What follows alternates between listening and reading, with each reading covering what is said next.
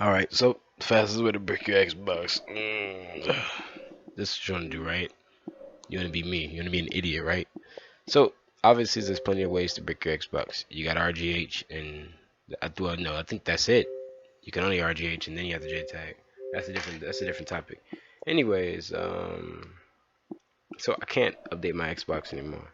I'm able to use it. I'm obviously able to connect to the internet and download an update. But because I'm stupid, a while ago my disk drive had started smoking and caught on fire. Somehow, don't ask questions. And I took the disk drive out and threw it in the garbage. I know, right? Genius. But now, because of this current update and with the Xbox being like hardware based, I can't play my Xbox 360. The recent update that just came out about a month or two ago for the 360, not sure why that's happening. You need all the components. So with the disk drive missing, it can connect to the internet and download the update, but it can't apply the update because it's still trying to find the disk drive. There might be an update to the disk drive, so this is problematic. So the console's bricked. What can I do with it now? So for people that have been banned from Xbox Live before, I'm sure you guys know what you can and can't do. Obviously, you can't connect to the internet. I can do that, but there's no real reason for me to. It's not like I can get on the internet and play games, you know. So no, that's pointless. So that's one thing. You can't connect to the internet. What's another thing?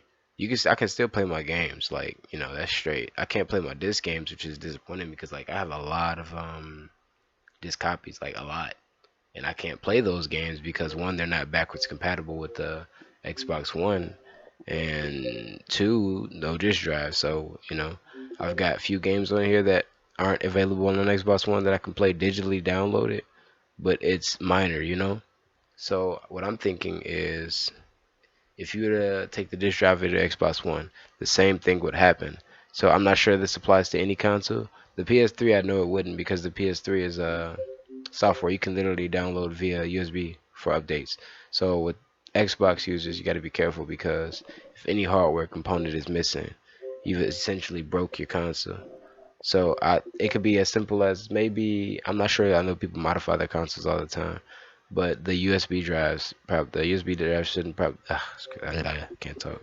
The USB drives should not be missing, right?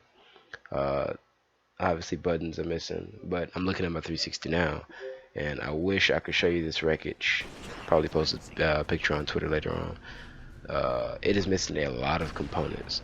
Obviously the heat sink is still there, and there's no way in hell that I took the onboard chips off. I'm not retarded.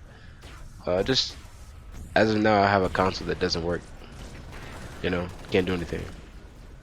So as you see, I'm playing games now. I can play Halo Reach. So because that's, you know, it's downloaded on my Xbox. It has no problems running games. I have noticed, I don't know what I did, but there's a lot of stutters, and I don't know if it's showing here.